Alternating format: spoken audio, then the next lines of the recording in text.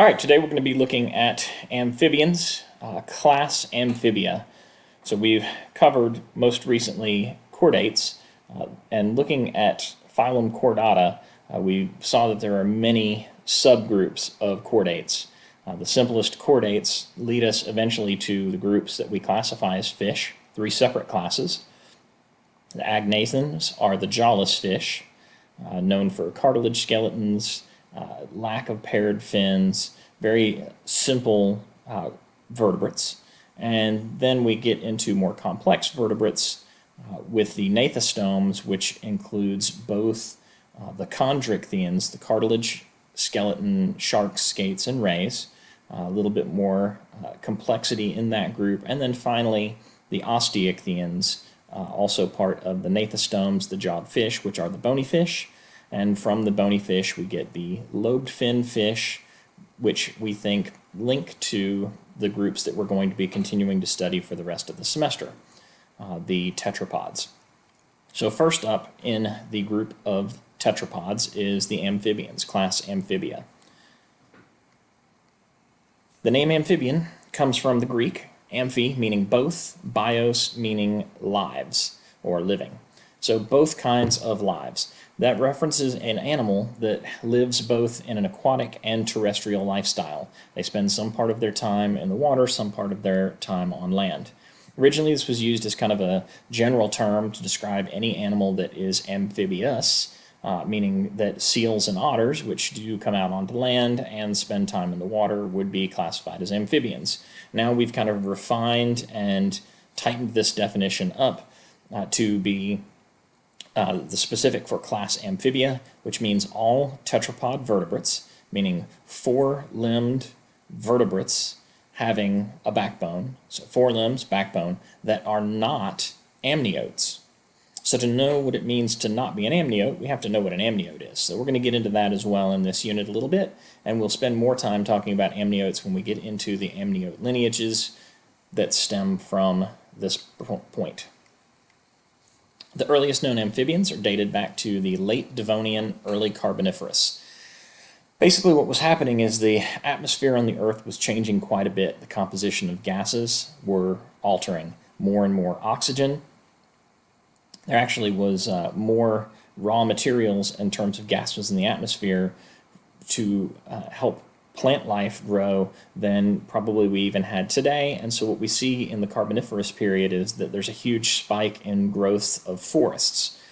So forests, those are made up of trees, really large trees in this case, that were taking in carbon dioxide to make plant material to grow. This ended most likely due to climate change again, because throughout the history of the Earth, the climate has been shifting. The atmosphere has been changing, the temperatures will change. One group that was alive during this period gave rise to the three main groups of extant amphibians. If you don't remember that term, extant is kind of the opposite of extinct. Extinct means they are no longer around. Extant means that they are still around. So like the fish, amphibians are known for having an unshelled egg, and what that means is these organisms, amphibians, must lay their eggs in or near water. So very often they will lay them in small puddles, they'll lay them in a kind of a frothy, wet pile on a leaf near some water, so that when the amphibian larvae hatch out of the egg, they will drop into the water. So amphibians are tied to the water when they are young. Some of them spend their entire life in the water, so there are some modern amphibians, extant amphibians, that stay in the water. But the group is known for having evolved past that point.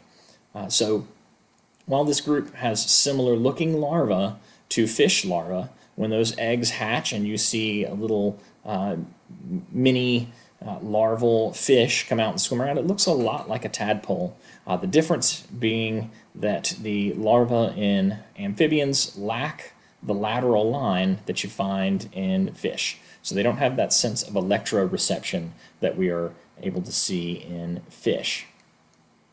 Another group evolved a new structure that led us to believe they're the ancestors of reptiles, birds, and mammals. The amniotic egg. So what is that? The amniotic egg is an egg that resists drying out. So again, I'm going to go into more detail about amniotic eggs in the next group. But what does it take to keep an egg from drying out? It takes one thing. It takes a shell, some kind of protective covering. So this amniotic lineage is the group of amphibian ancestors, because we think originally they were a subgroup of amphibians, and they gave rise to what we now modern classification know as class Reptilia, class Aves, that's birds, and class Mammalia. So the last three classes that we'll study in this course are amniotes.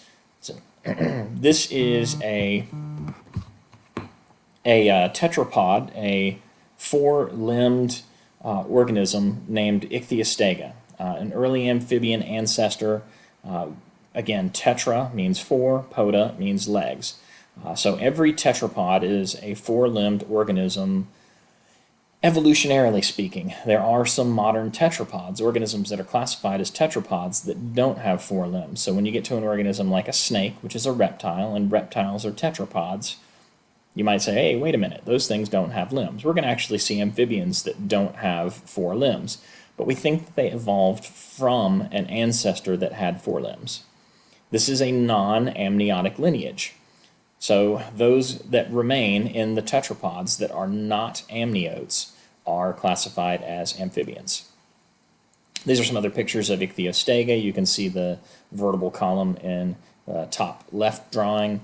You can see Ichthyostega swimming around with some of the lobe-finned fish in the early, or I guess actually that's the late Devonian period. And a model reconstruction on the bottom left, so you can get an idea of what this guy may have looked like. So what happened to amphibians? They were the dominant form of life during that time period, and then when we hit the end of the Cambrian, most of the amphibians went extinct. And what we're seeing right now is that there are many amphibians that are going extinct. Maybe this ties to climate change, maybe it ties to humans developing into their habitat, or some combination of those exacerbating other kinds of illness. We'll talk about some of those things as well. What are the characteristics that make something an amphibian? They have a distinct lack of scales compared to fish. So if you look at fish, and that's not all fish, there are some exceptions to this, but they are few and far between. Fish have scales. Those scales lead to what we think is the development of teeth around the mouth. We don't see scales in amphibians. If you think of a frog or a salamander, if you've ever found those in the wild and played with them maybe, or seen them in a creek or a pond, they are not scaled. They have limbs capable of supporting them on land.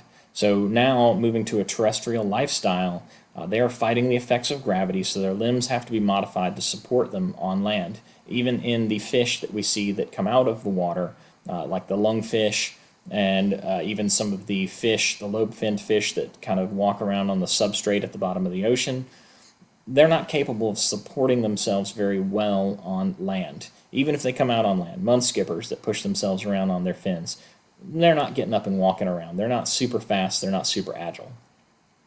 Ribs to support internal organs. Ribs are definitely important in fish, but in class Amphibia, now that you're coming out on land, you have even more support for the chest cavity and protection of the important organs within. Lungs, the ability to breathe on land. If you're spending time on land, you cannot be tied to water for your oxygen. So lungs are critically important to living on land. So the three extant groups of amphibians, the ones that are still alive. First, we have order Caudata. Caudatans are characterized by long tails, two pairs of limbs, so they have limbs that are attached to both their pectoral muscles and their pelvic muscles. These amphibians have no middle ear. What does that mean? Well, the middle ear in some cases is tied to our sense of balance, and if you've got an organism that is no longer living in the water, it makes sense that it's probably going to need less sense of balance to protect it. Examples of this group are the salamanders and the newts. This is a group that you may have never seen. Order Gymnophiona. They are elongated, limbless, segmented amphibians. They have a reduced pelvic girdle. Well, that seems pretty obvious when you look at this organism and it has no legs. Why would it need a pelvic girdle? It doesn't need bones to support limbs. They're specialized burrowers, and you probably notice that these things look a lot like earthworms. They have that segmented body with the segments running down the length of the body, and that indicates something called convergent evolution. It points to convergent evolution because these guys live in the same kind of environment. They're sometimes called by their common name, Sicilians, and Sicilians are burrowers. They drill around through the soil, very similar to the way that earthworms do. You can see some characteristic differences in this group. On the top picture, this is a preserved Sicilian. You can see its mouth right there. To give you a sense of scale of a gymnophionan, this is a pen in the background of this image. All right, so we're going to talk a little bit about gymnophiona and something fun that they do called maternal dermatophagy.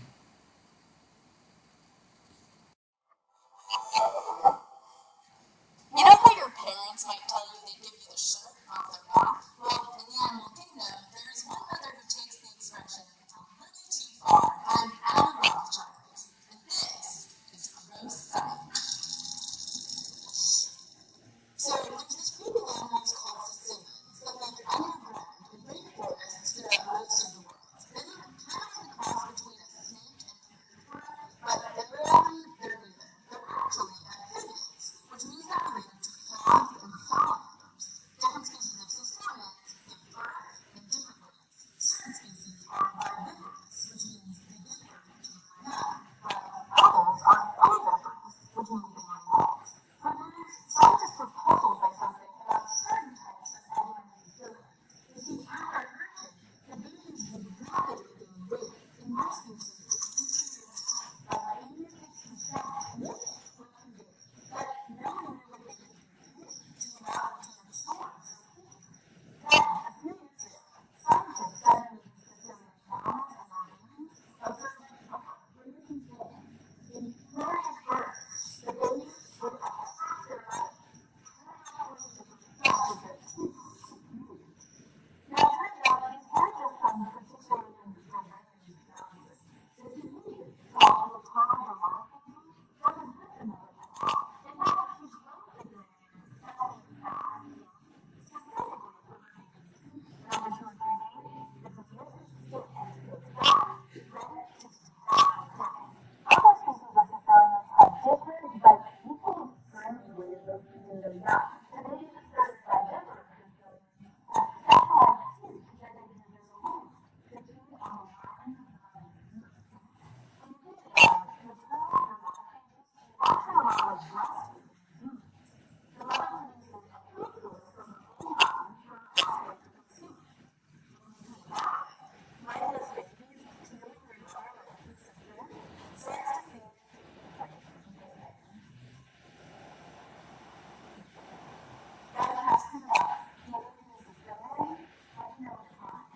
And for more on this science, All right, so let's look at gymnophiona feeding. Can't talk about that without showing you them actually feeding. So these are some gymnophionans. You can see the babies moving around in the soil, and that one is actually peeling off a section of its mom's skin. Kind of fun. So again, as she said in the video, the skin will regrow, and this seems to be an intentional way of feeding the offspring. They're creating this kind of rich in energy producing materials food source for their offspring. And that brings us to the last group, order Anura. They are tailless with elongated hind limbs for jumping and swimming. You probably know them better as frogs and toads. And we will pick up after this looking at a little bit more characteristics of this group, and ultimately we'll be able to do a nice dissection of a sample frog and learn more about our amphibians.